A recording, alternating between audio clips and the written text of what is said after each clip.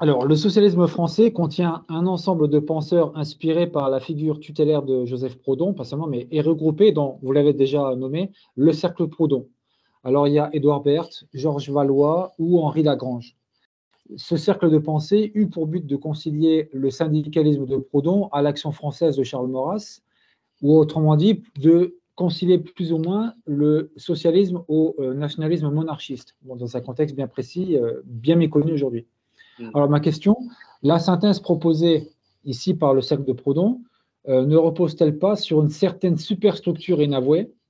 Je veux dire par là l'éthique du surhomme nietzschéen qui s'oppose à la fois à l'esprit de système qui va conduire au totalitarisme, au plutocrate qui incarne le capitalisme et à ce que certains ont appelé le parti du ventre. Je ne sais plus si c'est Gustave Le Bon ou du moins Guy Mollet qui plus tard va reprendre cette expression pour accuser en fait les socialismes d'être de simple matérialisme. Est-ce que le cercle Proudhon, d'après vous, cherchera en fait à défendre une certaine idée de l'homme par-delà ses formes?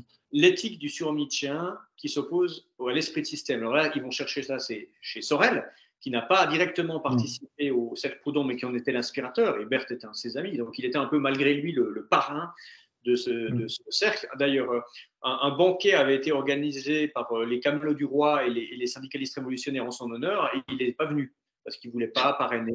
Mais pour dire qu'ils vont puiser chez lui et chez Proudhon, mais bon, Proudhon était déjà mort, c'est la différence, alors que Sorel était vivant.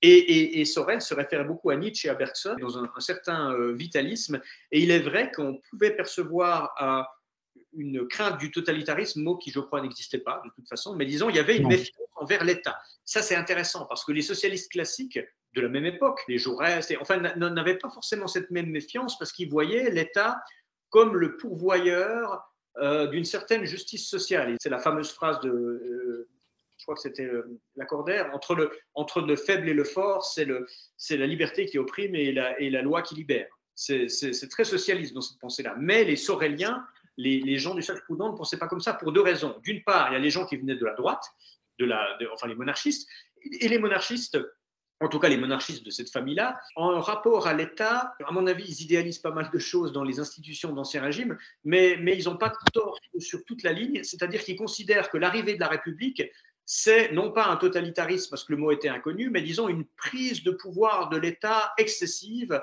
Bon, déjà, il y a la centralisation jacobine, mais bon, Louis XIV aussi était déjà jacobin avant l'heure. Mais disons, il y a l'idée que dans les institutions, en tout cas dans celle de la fin de l'Ancien Régime, il y a quand même une subsidiarité qui s'exerce, que ce soit avec le système des parlements, des communes, et qui fait que la liberté des régions, des collectivités locales était davantage respectée que dans une république voilà, très, très, très lutétiano-centriste. Quoi. Dans le monde moderne, donc dans la République, hein, où on est au début du XXe siècle, un peu avant avant la Première Guerre mondiale, juste avant, les Maurassiens se méfient de l'État républicain qui est considéré comme un État trop fort et trop autoritaire. Voilà, ça, c'est une chose. De l'autre côté, les syndicalistes révolutionnaires ont été nourris par l'anarchisme.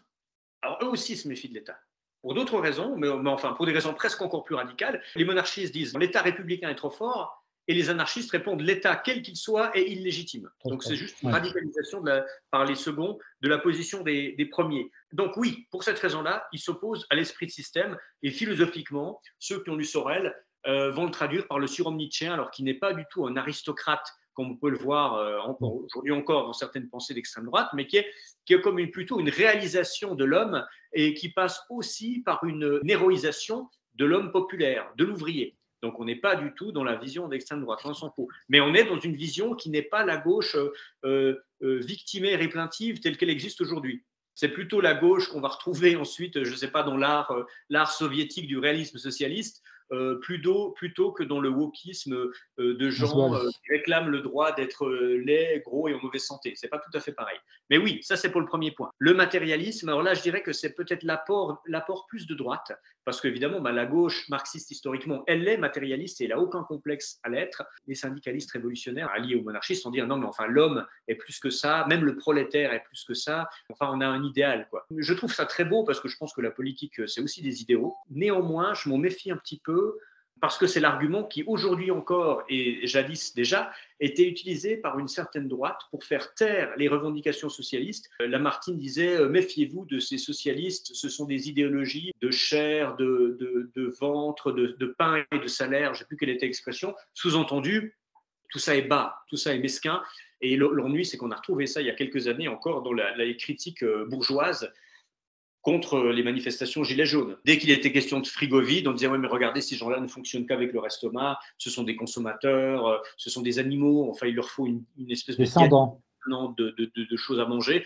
Et ça, c'est ce que disait notamment la droite. Je pense notamment à cette fameuse droite nationale-libérale. C'est des discours qu'on trouvait chez, je sais pas, chez Marion Maréchal, par exemple, en disant ouais, « attention, la France, c'est pas que les retraites et les salaires, c'est une communauté de destin, c'est un projet de civilisation ». Je ne dis pas le contraire. Je dis simplement que l'un ne s'oppose pas à l'autre. Au moins, la droite classique libérale, elle est assez franche. Elle va dire clairement, nous, on n'aime pas les rouges, on n'aime pas les socialistes, nous, on n'est pas pour l'égalité, on a envie que ça continue comme ça et on envoie les CRS.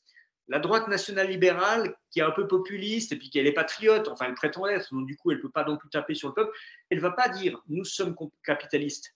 Elle ne va même pas dire nous sommes antisocialistes. Elle va simplement dire non mais ces questions-là c'est secondaire. C'est pas ça, c'est des questions. Enfin, la répartition des biens de consommation. Enfin, c'est pas ça la nation. C'est pas ça le destin. C'est pas ça l'histoire de France. Donc voilà, laissez tomber, regardez plus haut. Mais quand on dit ça, c'est un peu touchez pas au Grisby, quoi. Laissez-nous gérer les affaires. Autant je peux comprendre philosophiquement et même moralement la critique du matérialisme, autant je sais que politiquement, elle est toujours utilisée par des gens qui ont le ventre plein pour faire taire ceux qui ont le frigo vide. Exactement. J'allais dire, c'est qu'en général, quand on parle de partie du ventre, c'est qu'on l'a plein.